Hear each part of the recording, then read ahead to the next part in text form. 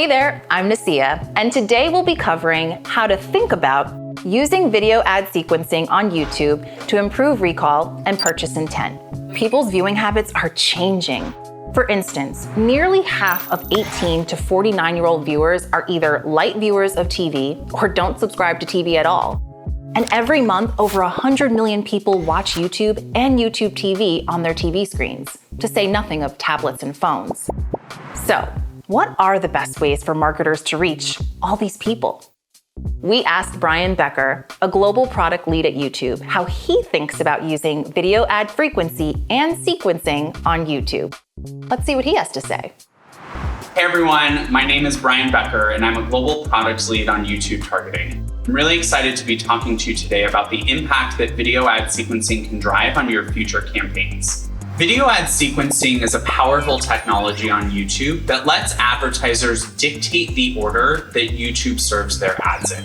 It's really important because we've seen that when advertisers adopt video ad sequencing, they're able to drive significantly higher results than when they're optimizing for a single asset on the platform. When sequences have 3 or more steps in them, we have found that those campaigns are able to drive 60% or more higher brand lift than with campaigns that are only running a single asset once. And those results occur across the sales funnel. We have found that there are 5 different templates advertisers can use to maximize their impact with video ad sequencing. Tease, Amplify, Echo is a 3-video sequence where you start with a 6-second video to tease your audience. You then amplify that message through a longer form video that explains the products or services you're trying to sell. And then you end with a short 6-second ad to reinforce that message and tie it all together over the course of your story.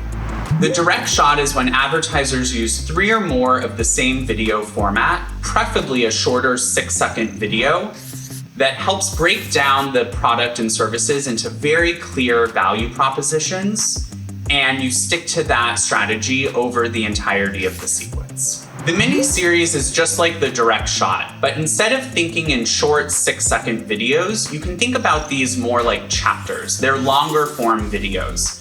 And one of the really powerful things in the mini-series is that you can sequence based on how users are engaging with your content. So if someone views it, you can continue to tell them more about the product and service you're selling.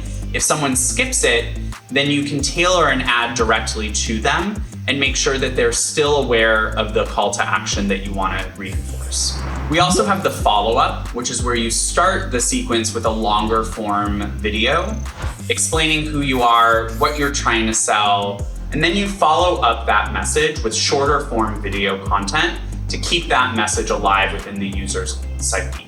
The lead-in is a 2-video sequence where you start with a 6-second video ad to introduce the narrative, and then you follow up with a longer form video that helps explain the product and services, the benefits to consumers, and you end with a strong call to action.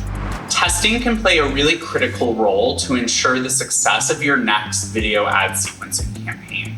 By using YouTube's Video Experiments platform, you can see which template resonates the most with your audience and how you should be thinking about building creative to maximize the impact in your next campaign. So that's how we at YouTube think about video ad sequencing. I hope you have found this helpful, and I hope it's helped spark some ideas about how you can tell stories to your audiences in your next YouTube campaign. Thanks so much, and back to you, Nasia. Thanks, Brian. That makes so much sense. And it's great to see the range in approach to ad sequencing. So, what we heard is there are 5 types of ad sequencing to tell stories on YouTube. Tease, Amplify, Echo, the mini-series, the direct shot, the follow-up, and the lead. Whichever you choose to use, ad sequencing allows you to deliver your message over time and make a lasting impact to drive brand lift. Oh, and just a quick note on testing. YouTube lets you run video experiments so that it's easier to measure which ad sequence is making an impact. How cool is that? Stay tuned for more expert insights in our How to Think About series, and we'll see you next time.